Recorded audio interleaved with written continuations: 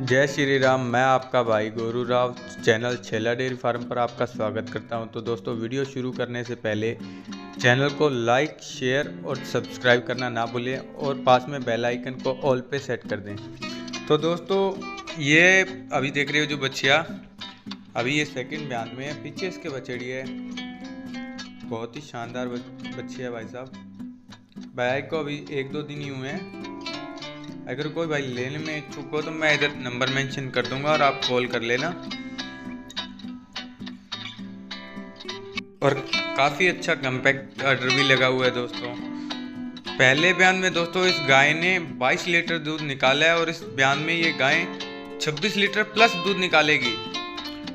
अगर कोई भाई लेने में इच्छुक हो तो संपर्क जरूर करें और जाने से पहले चैनल को सब्सक्राइब करना ना भूलें। तो जय श्री राम, जय गौ माता। वीडियो का आनंद लीजिए।